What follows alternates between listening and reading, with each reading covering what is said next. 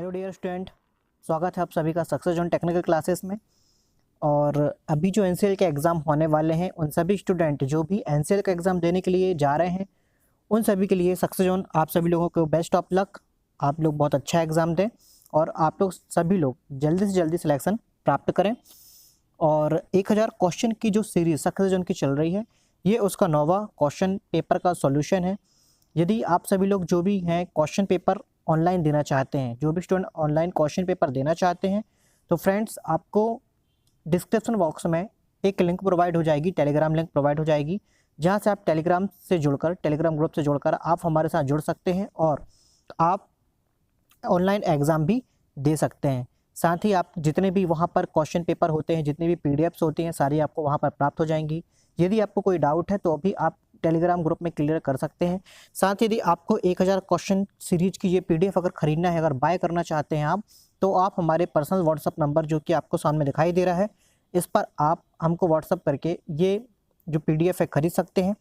हालांकि इस पीडीएफ में अभी जो फिगर दिखाए जा रहे हैं, जो डिस्क्रिप्शन दिखाया जा रहा है, वो डिस्क्रिप्शन अभी आपको प्राप्त नहीं होगा। ये कंप्लीट 1000 क्वेश्चन सीरीज की जब वीडियो पब्लिश हो जाएगी, उसके पश्चात ही आपको ये सारी चीज़ें आपको प्राप्त होंगी। चलिए, इसके पश्चात हम चलते हैं 2 से 1 नंबर क्वेश्चन में। 2 से 1 नंबर का जो क्वेश्चन है, उसको करने से पहले फटाफट वीडियो को लाइक कर दीजिए।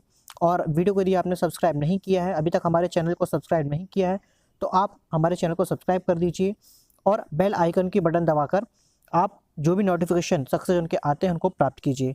चलिए, 201 नंबर का जो क्वेश्चन है काफ़ी इंपॉर्टेंट है और बहुत ही एग्जाम में कई बार पूछा जा चुका है। काफ़ी इजी क्वेश्चन भी है, लेकिन ये समझने वाला क्वेश्चन है। क्वेश्चन पढ़ते हैं 201 नंबर का।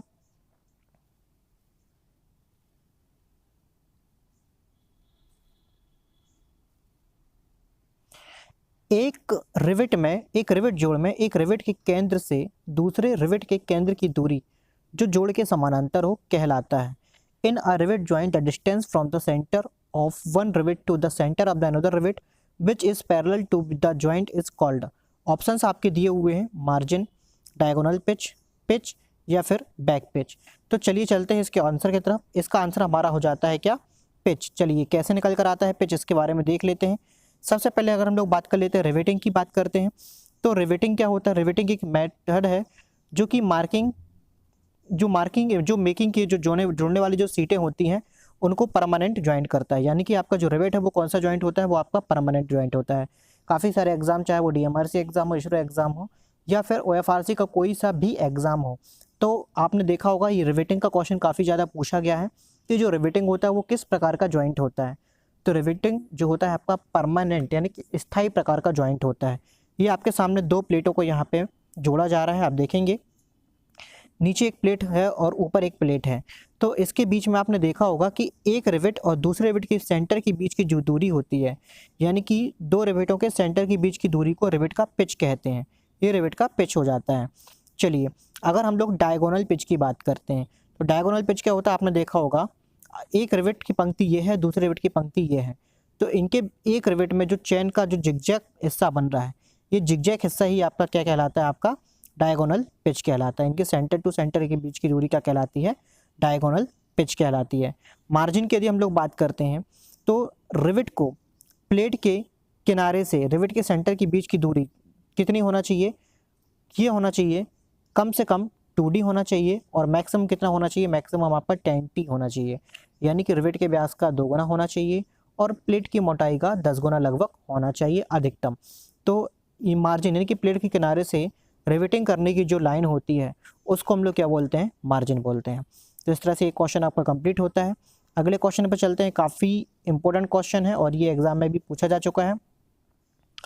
क्वेश्चन आपका बोला जा रहा है, वह पृष्ठ जिसमें एंगल प्लेट को टर्निंग, मिलिंग, ड्रिलिंग, बोरिंग या किसी दूसरी संक्रियाओं में प्रयोग करते हैं वह कहलाती है।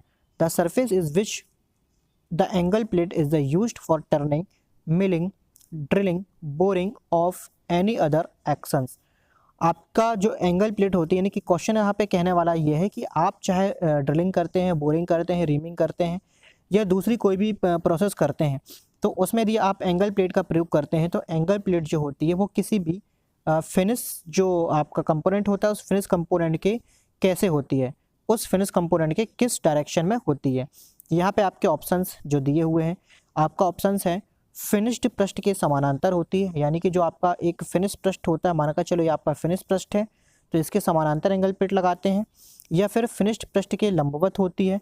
तो आपकी जो एंगल प्लेट होती है वो आपने देखा होगा हमेशा फिनिश्ड पृष्ठ की क्या हो जाती है, लंबवत हो जाती है। तो आपका आंसर निकल कर आ जाता है, आपका आंसर बी निकल कर आ जाता है, फिनिश्ड पृष्ठ के लंबवत हो जाती है। इसका फिगर अगर हम लोग देखें तो इसका फिगर बात कर लेते हैं इसके फिगर की, तो आप देख रहे होंगे यहाँ पे एक टर्निंग प्रोसेस के बारे में बताया गया है। इस टर्निंग प्रोसेस में आपने देखा होगा ये टेलीस्टॉक है और टेलीस्टॉक के साथ में आपका ये कोई फेस प्लेट लगी हुई है। तो यहाँ पे जब हम लोग किसी जॉब को पकड़ रहे होंगे हैं तो जॉब आपकी एक एंगल प्लेट के यहाँ पे क्या हुई है, फिक्स हुई है। आप देख रहे हैं आपको यहाँ पे एक एंगल प्लेट दिखाई दे रही होगी, ये आपकी एक एंगल प्लेट है। तो आपका फिनिश जो पृष्ठ है ये आपका फिनिश पृष्ठ है, ये फिनिश पृष्ठ एंगल प्लेट के 90 डिग्री पे है, यानी कि आपका आंसर क्या हो जाता है, फिनिश्ड पृष्ठ के क्या हो जाती है, लंबवत होती है।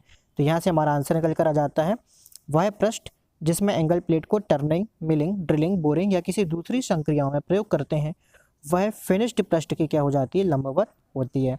अगले क्वेश्चन पर चलते हैं। क्वेश्चन नंबर है आपका 203 नंबर का क्वेश्चन है, काफ़ी इंपॉर्टेंट क्वेश्चन है और ये क्वेश्चन के बारे में पहले भी आपको बताया जा चुका है। तो कैपेसिटन लेथ की अगर हम लोग बात करते हैं, कैपेसिटन लेथ पर घूमने वाले टूल्स की संख्या होती है। The number of the tools used on the capstan lathe is, options हैं 6, 4, 2 या इनमें से कोई नहीं। तो इसको पहले भी मैंने कैपेसिटन लेथ के बारे में आपको क्लियर किया हुआ है। कैपेसिटन लेथ में हम लोग टर्रेट हेड का प्रयोग करते हैं और इसमें घूमने वाले टूल की जो संख्या होती है वो कितनी होती है आपकी, नंबर ऑफ 6, यानी कि कितने टूल्स होते हैं आपके, 6 होते हैं। अगला क्वेश्चन काफ़ी इंपॉर्टेंट है और ये काफ़ी एग्जाम में भी पूछा जा चुका है। तो पहले हम लोग क्वेश्चन को देख लेते हैं। क्वेश्चन पूछा गया है कि दर्शाए गए चित्र में एक्स का कौन सा फिट व्यक्त करता है, यानी कि जो आपका एक्स मार्क हो रहा है ये एक्स मार्क आपका किस प्रकार का फिट प्रदर्शित कर रहा है।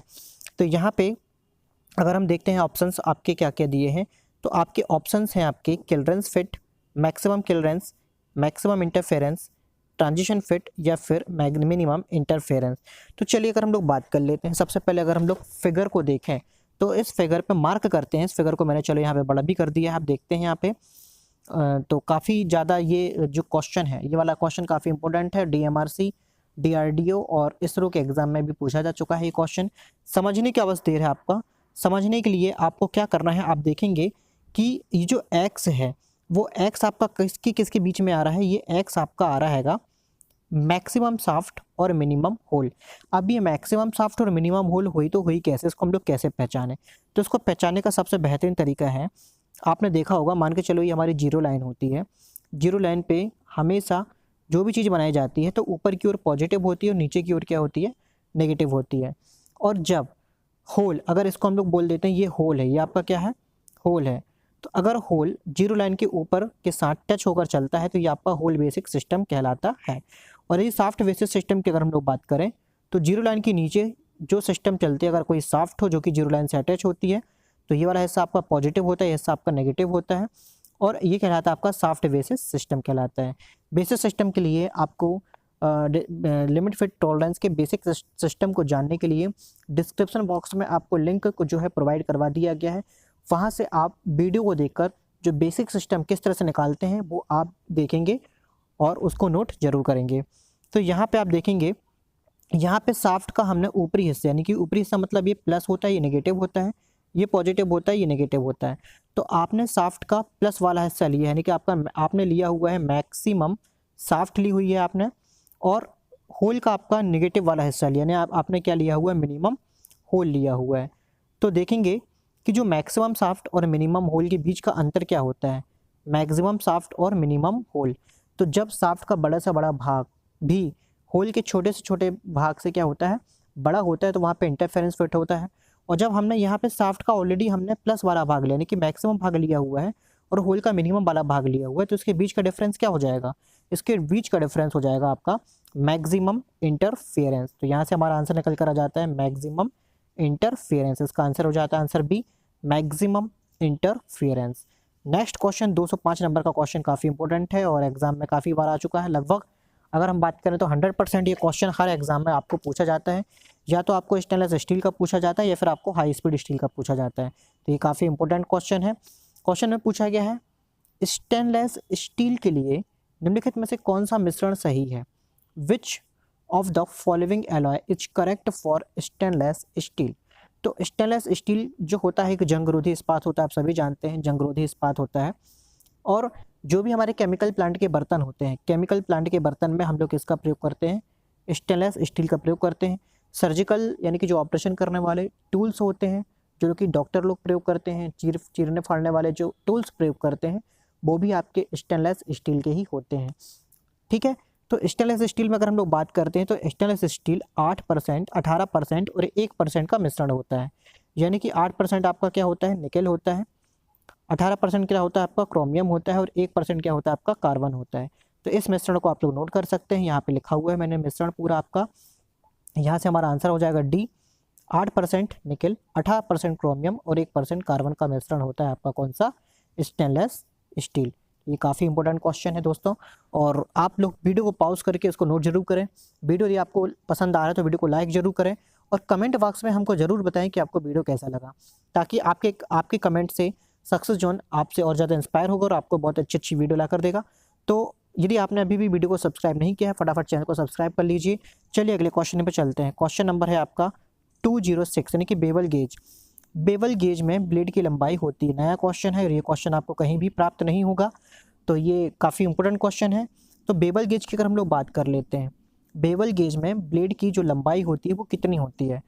The length of the blade in the bevel gauge is about. तो ऑप्शंस हैं 50 से 75 mm, 75 से 100 mm, 150 से 200 mm, या फिर 100 से 150 mm। तो बेवल गेज की अगर हम लोग बात करते हैं तो बेवल गेज की जो लेंथ, ब्लेड की जो लेंथ होती है वो 75 से 100 mm के बीच में होती है। तो आपके सामने ये बेवल गेज दिखाया जा रहा है, ये आपका बेवल गेज होता है। तो बेवल गेज में ये तो आपका स्टॉक होता है और ये आपका क्या हो जाती है, ब्लेड हो जाती है। ये आपकी क्या हो जाती है, ब्लेड हो जाती है। इस ब्लेड की लेंथ कितनी होती है आपकी, 75 से 100 mm के आसपास होती है। और बेवल गेज जो होता है, बेवल गेज की एक्यूरेसी कितनी होती है, तो 1 डिग्री बेवल गेज की एक्यूरेसी होती है। यूनिवर्सल बेवल गेज की एक्यूरेसी कितनी होती है, 1 डिग्री यूनिवर्सल बेवल गेज की एक्यूरेसी होती है। ये दोनों किस प्रकार के मापी यंत्र होते हैं, ये दोनों आपके इनडायरेक्ट मेजरिंग टूल होते हैं। कौन से होते हैं, इनडायरेक्ट, यानी कि अप्रत्यक्ष रूप से मापे जाते हैं और फिर प्रोटेक्टर के माध्यम से इसका हम लोग एंगल ज्ञात करते हैं। चलिए अगले क्वेश्चन पर चलते हैं। क्वेश्चन नंबर 207 काफ़ी इंपॉर्टेंट क्वेश्चन है। वर्म गियर का प्रयोग किसके साथ किया जाता है। With worm is the worm gear is used. Option है रेक के साथ, वर्म के साथ, साफ्ट के साथ, या फिर पिनियन के साथ। तो आपने देखा होगा, अगर हम लोग वर्म गियर की बात कर लेते हैं, ये आपके सामने वर्म गियर भी दिखाई दे रहा है, ये वर्म गियर है आपके सामने। तो यहाँ पे पूछा गया है कि जो वर्म गियर होता है, मान के चलो हमारा ये वर्म गियर है, ये वर्म जो गियर है ये किसके साथ प्रयोग हो रहा है, तो ये वर्म साफ्ट के साथ प्रयोग होता है। किसके साथ प्रयोग होता है, वर्म साफ्ट के साथ। तो वर्म साफ्ट को हम लोग वर्म बोलते हैं। तो यहाँ से हमारा आंसर क्या निकल कर आ जाता है, वर्म गियर का प्रयोग वर्म के साथ किया जाता है। वर्म गियर का प्रयोग वर्म के साथ किया जाता है, तो आंसर हमारा निकल कर आ जाता है बी। अब क्वेश्चन पूछा जाता है कि वर्म जो थ्रेड होती है, वर्म जो थ्रेड होती है, वर्म थ्रेड का जो एंगल होता है वो कितना होता है, तो वर्म थ्रेड का एंगल होता है 29 डिग्री। कितना होता है, वर्म थ्रेड का एंगल होता है 29 डिग्री। तो आप लोग कहेंगे कि एक्मे थ्रेड का एंगल भी 29 डिग्री होता है। जी हाँ, एक्मे थ्रेड का एंगल भी कितना होता है आपका, 29 डिग्री होता है, परंतु दोनों में फ़र्क होता है। जो एक्मे थ्रेड होती है वो हमेशा पॉजिटिव मूवमेंट वाली थ्रेड होती है, और जो आपकी वर्म थ्रेड होती है वो नेगेटिव मूवमेंट के साथ थ्रेड होती है। तो यहाँ पे आपका वर्म थ्रेड का प्रयोग स्पीड को, गति को बहुत अधिकतम कम करने के लिए और गति की दिशा बदलने के लिए किया जाता है। आपने देखा होगा आपकी जो शेपर मशीन होती है, आपका जो स्लॉटर मशीन होती है, स्लॉटर मशीन की जो रोटरी टेबल होती है, वहाँ पे भी हम लोग वर्म गियर का प्रयोग करते हैं। साथ ही आपके जितने भी डिवाइडिंग हेड होते हैं या फिर जो आपके इंडेक्सिंग हेड होते हैं, उनमें भी वर्म गियर का प्रयोग किया जाता है। किस लिए किया जाता है, इंडेक्सिंग प्रोसेस के लिए किया जाता है।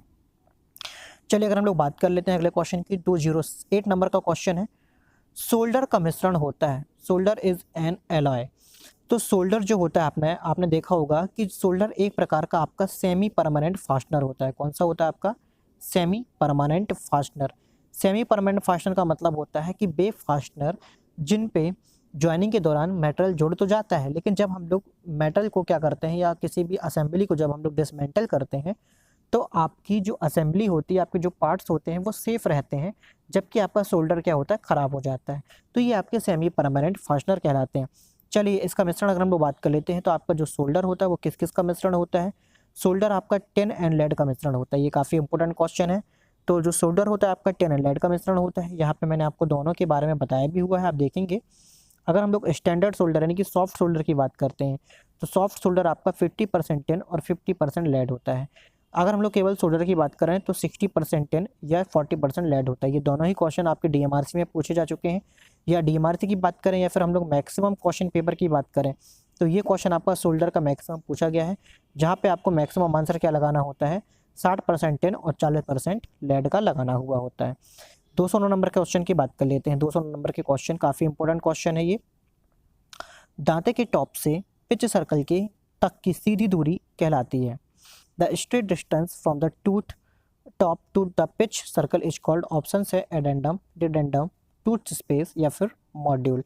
तो इस क्वेश्चन को जानने से पहले या इस क्वेश्चन के बारे में काफ़ी सारी चीज़ें जो मैं आपको बताने वाला हूँ, उसको जानने से पहले इन सभी के बारे में भी मैं आपको क्लियर करूँगा।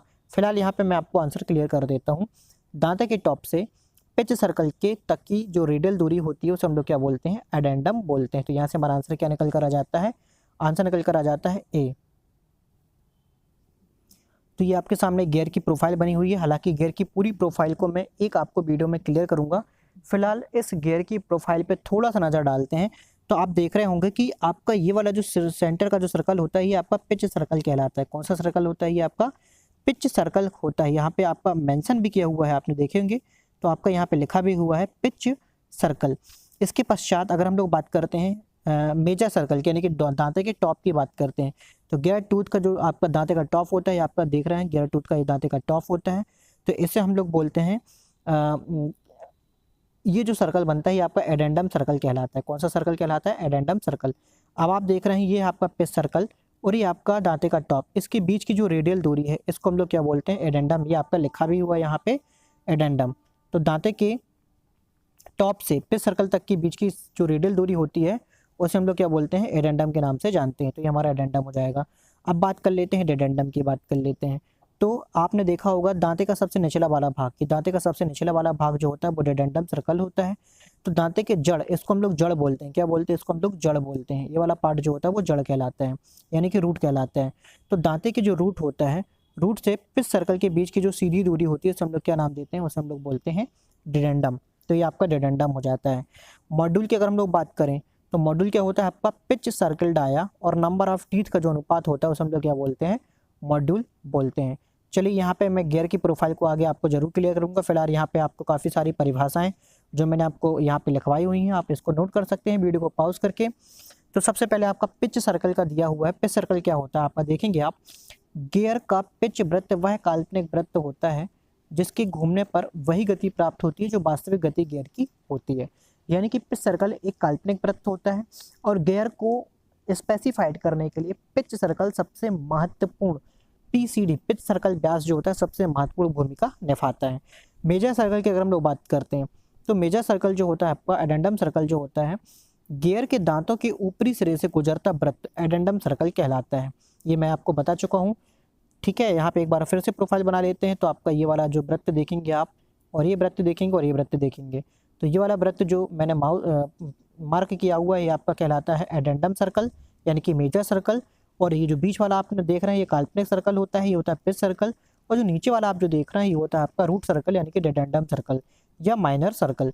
तो यहाँ पे अगर हम लोग माइनर सर्कल की भी बात कर लेते हैं, यानी कि डेडेंडम सर्कल या रूट सर्कल की बात कर लेते हैं, तो गियर के दांतों की जड़ से गुजरने वाला जो वृत्त होता है वो कौन सा होता है आपका, डेडेंडम सर्कल होता है। आगे अगर हम लोग मॉड्यूल की बात करते हैं, तो मॉड्यूल क्या होता है, it is define the ratio of the pitch diameter of the number of the teeth on gear. Hindi में अगर हम लोग बात करें तो गियर में पिच व्यास और दांतों की संख्या का जो अनुपात होता है, गियर में पिच व्यास और दांतों की संख्या का जो अनुपात होता है उसे हम लोग क्या बोलते हैं, मॉड्यूल बोलते हैं।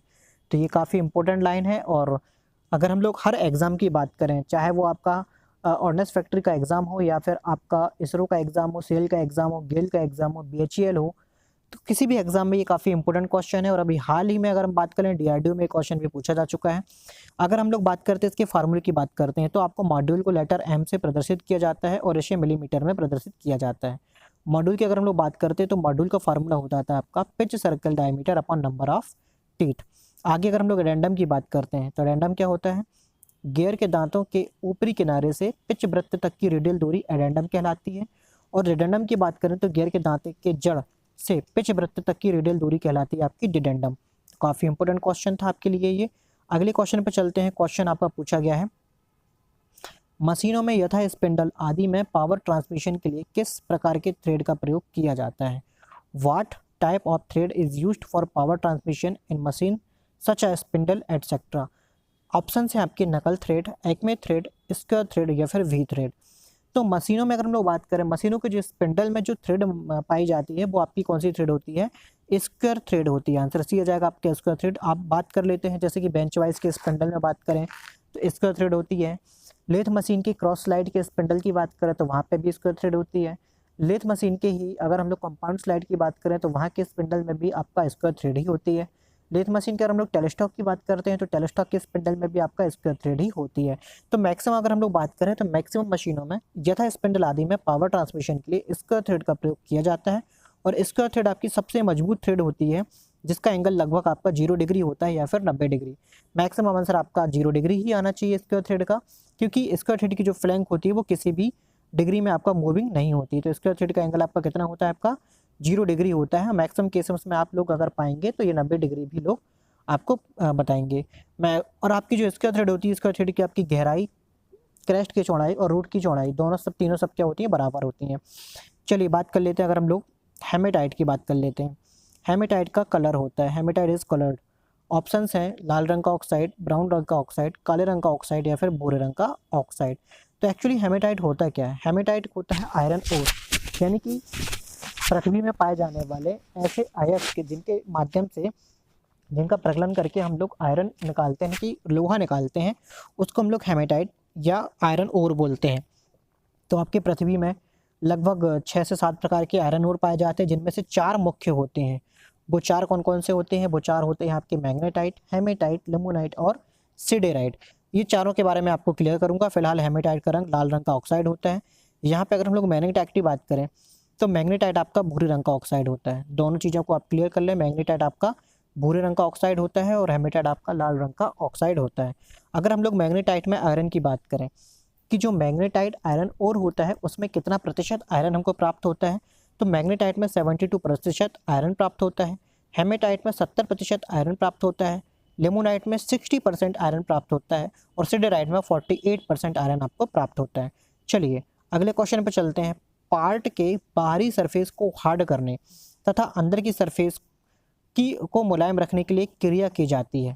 Operation is done to harden the outer surface of the part and keep the inner surface soft.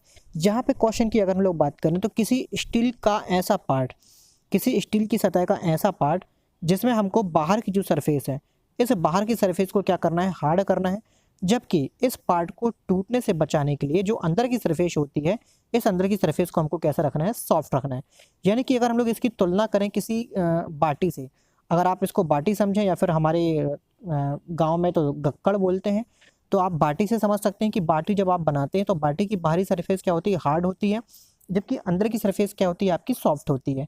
तो स्टील में अगर हम लोग वैसी सतह प्राप्त करें तो उस प्रोसेस का नाम क्या होता है, उस प्रोसेस का नाम होता है सरफेस हार्डनिंग। अब यहाँ पे सरफेस हार्डनिंग के अतिरिक्त आपको काफ़ी सारी प्रोसेस के बारे में दिया गया है।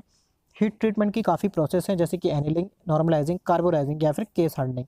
तो यहाँ पे आपका सरफेस को हार्ड करना और अंदरूनी सरफेस को मुलायम बनाए रखने की प्रोसेस का नाम होता है केस हार्डनिंग। काफ़ी सारे लोग इसमें कंफ्यूज होंगे, बोलेंगे कि सर यहाँ पे कार्बोराइजिंग भी आंसर दिया हुआ है तो आपने कार्बोराइजिंग क्यों नहीं लगवाया।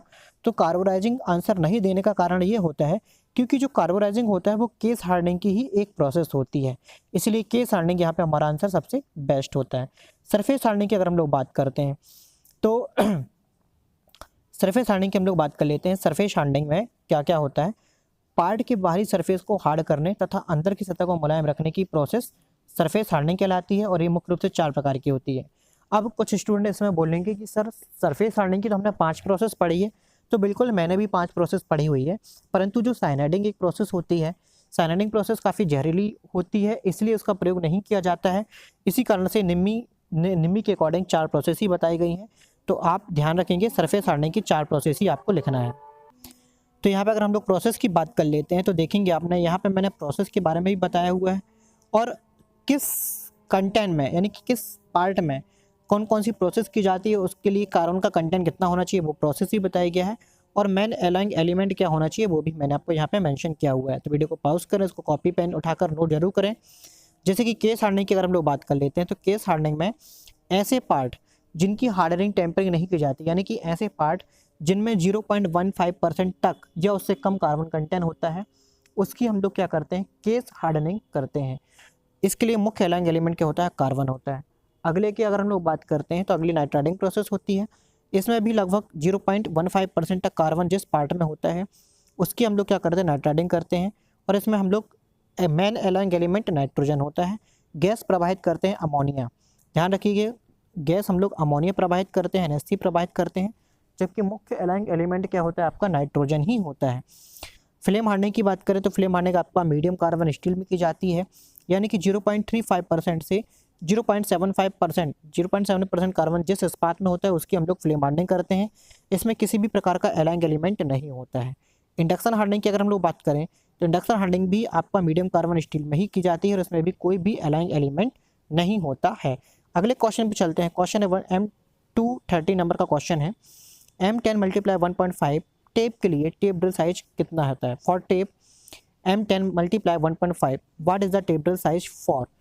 ऑप्शंस हैं 10 mm, 8.17 mm, 9.0 mm और 8.50 mm। तो यहाँ से आंसर आपका निकल कर आ जाता है 8.50 mm। अब काफ़ी सारे स्टूडेंट बोलेंगे कि सर फार्मूले के अकॉर्डिंग तो हमारा 8.17% आंसर आ रहा है और आंसर यही होना चाहिए। तो मैं आपको बता दूं ये आपका 100% थ्रेड बनाता है, ये आपका 100% थ्रेड बनाता है और ये आपका 60% थ्रेड बनाता है। तो हमेशा जो एग्जामिनर ने पूछा है आज तक, अगर हम लोग बात करें एनालिसिस करते हैं अगर हर एग्ज़ाम की, तो लगभग 100% एग्जामिनर ने इस प्रकार के क्वेश्चन में आपका 60% थ्रेड वाला फार्मूला ही पिकअप किया हुआ है। तो कैसे निकालते हैं उसके लिए देख लेते हैं। टेप ड्रिल साइज का ये फार्मूला आपके सामने लिखा हुआ है। टेप ड्रिल साइज इक्वल होता है मेजर डायमीटर यानी कि टेप साइज -2 × डेप्थ। ये आपका 100% थ्रेड बनाने का फार्मूला होता है। तो डेप्थ ऑफ थ्रेड की अगर हम लोग बात कर लेते हैं, डेप्थ ऑफ थ्रेड होती है 0.6134 × पिच ऑफ द स्क्रू, यानी कि स्क्रू की जो पिच होती है या थ्रेड की जो पिच होती है उसमें 0.6134 का हम लोग क्या करते हैं, मल्टीप्लाई कर लेते हैं। अगर हम लोग बात कर लेते हैं 2, क्योंकि आपने देखा होगा थ्रेड दोनों तरफ होती हैं, एक थ्रेड आपकी ये तरफ होती है, दूसरी थ्रेड आपकी यहाँ भी होती है। तो थ्रेड आपकी दोनों तरफ होती है, यानी कि दोनों तरफ आपकी थ्रेड की डेप्थ होती है। तो यहाँ पे एक थ्रेड की डेप्थ ये हो गई, दूसरी थ्रेड की डेप्थ आपकी ये हो गई, इसलिए हम लोग क्या करते हैं 2 × डेप्थ करते हैं। तो 2 × डेप्थ का मतलब हो जाता है 0.6134 × 2 × पिच। फार्मूले के अगर हम पूरे फार्मूले पे जाते हैं तो आप देख रहे होंगे कि आपका जो माइनर आया है, यानी कि जो टेप ड्रिल साइज निकालना है वो माइनर आया ही होता है। आपका दिया हुआ है 10 mm और अगर हम लोग बात कर लेते हैं 1.5, तो यहाँ पे मैंने पिच का इसके साथ 0.6134 के साथ हमने क्या कर दिया, मल्टीप्लाई कर दिया है। तो यहाँ से हमारा निकल कर कितना आ रहा है 8.161 यानी कि 8.17 यानी कि 8.2 mm निकल कर आ रहा है। परंतु अगर हम लोग 60% ड्रिल की बात करते हैं जो कि आंसर में पूछे जाते हैं, जो कि आपके एग्जाम में भी पूछे जाते हैं, तो टेप ड्रिल साइज की अगर हम लोग बात कर लेते हैं तो tape drill size minus pitch, यानी कि जो पिच आपको दी हुई होती है उसको हम लोग क्या करते हैं, डायरेक्ट घटा देते हैं। तो यहाँ पे आपको एक चीज़ और मान कर चलना है कि जब कभी आपकी पिच 0.75 यानी कि पॉइंट में 75 अगर दी हो तो आपको हमेशा कितना घटाना है, 80 घटाना है। और यदि आपकी पिच 2.25 दी होती है तो आपको कितना कम करना है, आपको 0.20 ही कम करना है। जैसे कि मैंने यहाँ पे जो आंसर लिख दिए हैं, सीधे सीधे आंसर लिख दिए हैं। M6 के लिए 5.20, M8 के लिए 9, M10 के लिए 8.5, M10 के लिए ही 8.80 और M12 के लिए 10.20, M14 के लिए 12.5। इस तरह से मैंने ये सारी आपकी थ्रेड लिख दी हुई है। तो आप यहाँ पे वीडियो को पॉज करके इनको नोट जरूर करें। नेक्स्ट क्वेश्चन पे चलते हैं। क्वेश्चन है नंबर 214। सिंगल कट फाइल में जो दांते होते हैं वो सेंटर लाइन से कितने डिग्री के कोण पर बने होते हैं? तो मैंने यहाँ पे से एक सिंगल कट फाइल बना ली हुई है, ये आपकी सिंगल कट फाइल है और ये आपकी दांतों की सेंटर लाइन है। तो दांते की सेंटर लाइन जो होती है आपकी कितनी होती है, सेंटर लाइन से आपकी दांते 60 डिग्री के एंगल में कटे हुए होते हैं। तो सिंगल कट फाइल में आपके ये 60 डिग्री में दांते के सेंटर लाइन से कटे हुए होते हैं। अगर हम लोग डबल कट फाइल की बात करें तो डबल कट फाइल में यही दांते क्या हो जाते हैं, ओवर कट और अप कट के फॉर्म में बदल जाते हैं। जो ओवर कट होते हैं, ओवर कट आपके 70 डिग्री के फॉर्म में होते हैं और जो अप कट होते हैं वो आपके लगभग 51 डिग्री के फॉर्म में होते हैं। तो ओवर कट 70 डिग्री होता है और 51 आपका 51 डिग्री होता है। अगले क्वेश्चन पर चलते हैं। 250 नंबर का क्वेश्चन काफ़ी इंपॉर्टेंट क्वेश्चन है। रेलवे कपलिंग की अगर हम लोग बात करें, रेलवे में जो कपलिंग्स होती हैं उन कपलिंग में या रेलवे पलक में किस प्रकार की चूड़ियाँ बनाई जाती हैं। What type of thread are made in railway coupling. Option है knuckle thread, acme thread, square thread या फिर भी थ्रेड। तो यहाँ से हमारा जो आंसर निकल कर आ जाता है, रेलवे की कपलिंग में हम लोग हमेशा नकल थ्रेड का ही प्रयोग करते हैं। किसका प्रयोग करते हैं, नकल थ्रेड का ही प्रयोग करते हैं। नकल थ्रेड आपकी कैसी होती है, हल्की सी हाफ राउंड फॉर्म में होती है और इसका जो एंगल होता है, इसका एंगल होता है लगभग 30 डिग्री होता है। कभी भी 0 डिग्री मत लगाइएगा आंसर में। नकल थ्रेड का एंगल होता है 30 डिग्री, ध्यान रखिएगा। नकल थ्रेड का एंगल होता है 30 डिग्री। मैं बार बार आपको बता रहा हूँ, नकल थ्रेड का एंगल कितना होता है आपका, 30 डिग्री नकल थ्रेड का एंगल होता है और यही आपको आंसर में लगाना है। नाइट्राइडिंग प्रक्रिया में किस गैस का प्रयोग करते हैं। तो इसके पहले भी मैंने आपको क्वेश्चन में वीडियो में क्लियर किया हुआ है कि जो नाइट्राइडिंग की जो प्रोसेस होती है, नाइट्राइडिंग की प्रोसेस में हम लोग हमेशा अमोनिया गैस यानी कि NH3 का प्रयोग करते हैं। पहाड़ की सरफेस पे हम लोग अमोनिया गैस को प्रवाहित करते हैं और सतह पर नाइट्रोजन की प्राप्त होता है। तो आंसर हमारा क्या निकल कर आता है, अमोनिया। अगले क्वेश्चन पर चलते हैं। 270 नंबर का क्वेश्चन है, काफ़ी इंपॉर्टेंट क्वेश्चन है ये। यदि किसी लेथ टूल में फ्रंट क्लियरेंस एंगल 8 डिग्री तथा टॉप रेक एंगल कितना है आपका, 12 डिग्री है, तो उसका वेज एंगल कितना होगा। ऑप्शंस हैं 70 डिग्री, 20 डिग्री, 10 डिग्री या फिर 78 डिग्री। यहाँ पे अगर हम लोग बात कर लेते हैं, यहाँ पे बात की गई है कटिंग टूल में कि जो फ्रंट क्लियरेंस एंगल है वो कितना है आपका, 8 डिग्री है। कितना है, फ्रंट क्लियरेंस एंगल आपका 8 डिग्री है, यानी कि जो एंगल आप जो देख रहे हैं ये एंगल आपका 8 डिग्री है। और टॉप रेक एंगल कितना है आपका, 12 डिग्री है। अब आप देख सकते हैं कि आपका ये टूल कंप्लीट 90 डिग्री का कोण बनाता है और आपको केवल ये कोण ज्ञात करना है। तो आप यदि 12 डिग्री है टॉप रेक एंगल और 8 डिग्री फ्रंट क्लियरेंस एंगल को जोड़ेंगे तो कितना जाएगा आपका, 20 डिग्री। और 90 डिग्री से अगर हम लोग 20 डिग्री घटाते हैं तो कितना बचता है हमारा, 70 डिग्री। कितना बचता है, 70 डिग्री। तो यहाँ से हमारा वेज एंगल यानी कि जो एंगल है हमारा ये कितना निकल कर आ जाता है, 70 डिग्री निकल कर आ जाता है। कितना निकल कर आ जाता है, 70 डिग्री। तो यहाँ से हमारा आंसर क्या निकल कर आ जाएगा, यहाँ से यदि किसी लेथ टूल में फ्रंट क्लियरेंस का कोण 8 डिग्री है और टॉप रेक कोण 12 डिग्री है तो उसका वेज एंगल कितना हो जाएगा, 70 डिग्री हो जाएगा। 218 नंबर के क्वेश्चन पे चलते हैं। काफ़ी इंपॉर्टेंट क्वेश्चन है ये। शरीर का सामान्य तापक्रम कितना होता है।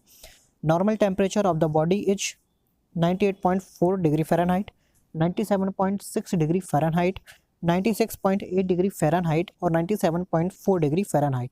तो यहाँ से हमारा आंसर निकल कर आ जाता है 98.4 डिग्री फ़ारेनहाइट यानी कि 36.5 डिग्री सेल्सियस। तो ये हमारा निकल कर आ जाता है शरीर का सामान्य तापक्रम। अगले क्वेश्चन पर चलते हैं। माइक्रोमीटर का जो फ्रेम होता है, माइक्रोमीटर के फ्रेम पर लिखा हुआ होता है। ऑप्शंस हैं कम से कम गिनती, 0 एरर, माइक्रोमीटर का साइज या फिर कंपनी का नाम। तो आप देखेंगे ये आपके सामने एक माइक्रोमीटर मैंने आपको दिखाया हुआ है। इस माइक्रोमीटर में मुख्य रूप से इसका साइज जैसे 5 से 25 mm इसका लिखा हुआ है, उसी प्रकार से 0 से 25 mm भी होता है, 25 से 50 mm भी होता है, 50 से 100 mm होता है, 100 से 125 mm, 125 से 150 mm तक इसके साइज होते हैं। तो माइक्रोमीटर में मुख्य रूप से क्या लिखा हुआ होता है, माइक्रोमीटर के फ्रेम में मुख्य रूप से माइक्रोमीटर का साइज लिखा हुआ होता है।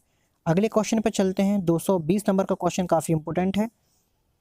ब्रिटिश माइक्रोमीटर का लीस्ट काउंट होता है, least count of British micrometer. Options हैं 0.001 इंच, 0.01 इंच, 0.01 mm और 0.02 इंच।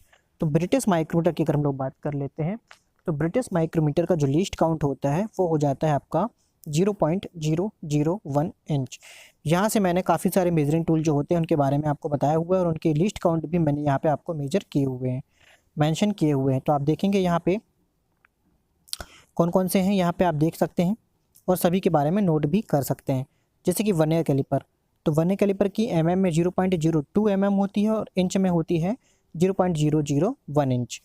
आउटसाइड माइक्रोमीटर की अगर हम लोग बात करें तो आउटसाइड माइक्रोमीटर की लीस्ट काउंट में 0.01 होती है और इंच में 0.001 इंच होती है। वर्नियर हाइट गेज की अगर हम लोग बात करें तो वर्नियर हाइट गेज की 0.02 में होती है और 0.001 इंच में होती है।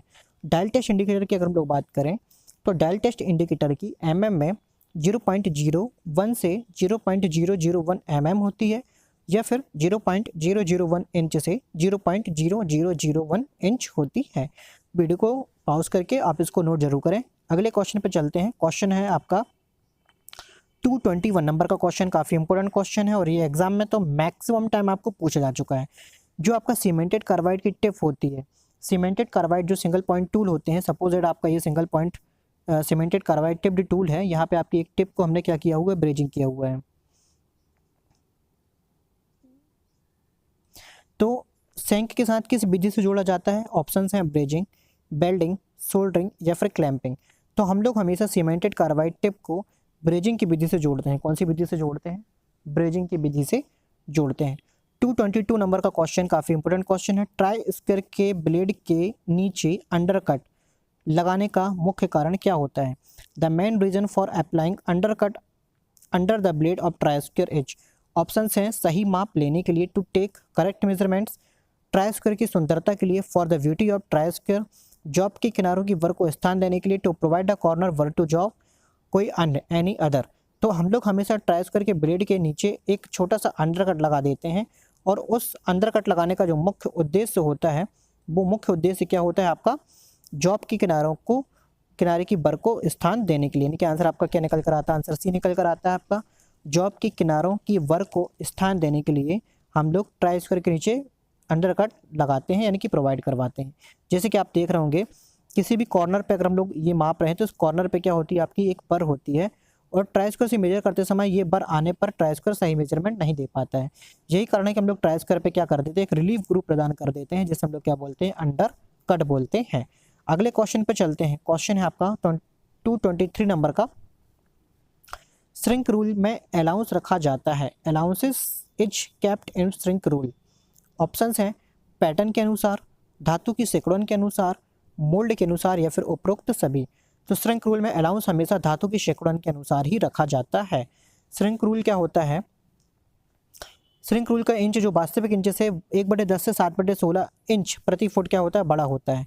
तो जो आपके पैटर्न मेकर होते हैं, जो आपके डाई मेकर होते हैं या फिर जो फोर्जिंग शॉप होती है, उस फोर्जिंग शॉप में हम लोग क्या करते हैं, श्रिंक रूल का प्रयोग करते हैं, क्योंकि श्रिंक रूल से हमेशा गर्म जॉबों को मापा जाता है।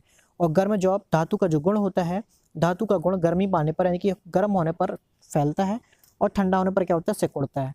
तो गर्म जॉब को मापने के लिए हम लोग श्रिंक रूल का प्रयोग करते हैं और श्रिंक रूल का इंच वास्तविक इंच से 1/10 इंच से 7/16 इंच प्रति फुट क्या होता है, बड़ा होता है। आगे चलते हैं। आगे श्रिंकेज अलाउंस के बारे में भी मैंने आपको बताया हुआ है कि किसके लिए कितना श्रिंकेज अलाउंस रखा जाता है। तो कास्ट आयरन के लिए 1% श्रिंकेज अलाउंस रखते हैं, स्टील के लिए 2.1% श्रिंकेज अलाउंस रखते हैं और non ferrous metal like aluminium, copper, brass, bronze आदि के लिए 1.6% क्या रखते हैं हम लोग, श्रिंकेज अलाउंस रखते हैं। चलिए अगले क्वेश्चन पे चलते हैं। क्वेश्चन है 224 नंबर का, काफ़ी इंपोर्टेंट क्वेश्चन है। टूल पोस्ट से टूल जब अधिक बाहर हो जाता है तो किस प्रकार की हानि होती है? Too much out of tool post can lead to the following losses. Options हैं चैटरिंग हो सकती है, ओवर हीटिंग हो सकती है, सरफेस फिनिश खराब हो सकती है या फिर टूल जल्दी घिस सकता है। तो जब हम लोग टूल पोस्ट से टूल को ज़्यादा से ज़्यादा बाहर रखेंगे, ये हमारा टूल है और हमारा ये टूल पोस्ट है, इस टूल पोस्ट से ज़्यादा अगर हम लोग टूल को बाहर रखेंगे तो क्या होता है, चैटरिंग होगी, चैटर की आवाज़ आएगी जिससे सरफेस फिनिश भी खराब हो जाएगी। लेकिन मुख्य आंसर हमारा क्या निकल कर आता है, चैटरिंग हो सकती है। चलिए ये आपका टूल पोस्ट एक प्रकार का दिखाया गया है। इस टूल पोस्ट में अगर हम लोग इस टूल को हम लोग क्या कर दे सकते हैं, अगर हम लोग आगे रखेंगे तो आपकी चैटरिंग होने की संभावना क्या हो जाएगी। जैसे अभी ये परफेक्ट है, लेकिन अगर हम लोग इसको थोड़ा सा आगे रखेंगे तो आपका क्या होने लगेगा, जॉब पे चैटरिंग होने की संभावनाएं बनने लगेगी। 225 नंबर के क्वेश्चन पे बात कर लेते हैं कि फाइल का फेस कुछ उभरा हुआ होता है जिसे कहते हैं, the face of the file is embossing with the something called. Option है convexity of file, taper of file, pinning of file या फिर इंक्रीमेंट कट ऑफ फाइल। तो आपने देखा होगा कि जो फाइल होती है हमारी, हैंड फाइल जो होती है, हैंड फाइल में हल्का सा हम लोग क्या करते हैं, कॉन्वेक्सिटी रखते हैं। तो इस प्रोसेस का नाम क्या होता है, कॉन्वेक्सिटी ऑफ फाइल। चलिए इस तरह से आपका ये आपका जो एग्ज़ाम 9 था उसका कंप्लीट सॉल्यूशन होता है। और वीडियो को यदि आप लाइक कर रहे हैं तो वीडियो को लाइक ज़रूर करें, और वीडियो यदि आपने हमारे चैनल को सब्सक्राइब नहीं किया तो वीडियो को फटाफट सब्सक्राइब कर दें ताकि आने वाली वीडियोज़ भी आपको प्राप्त हो सकें। इसी के साथ ही यदि आप वीडियो ख़रीदना चाहते हैं, अगर आप ये खरीदना चाहते हैं तो आप हमारे व्हाट्सएप नंबर पे पर्सनल मैसेज करके वीडियो को बाय कर सकते हैं। चलिए इस तरह से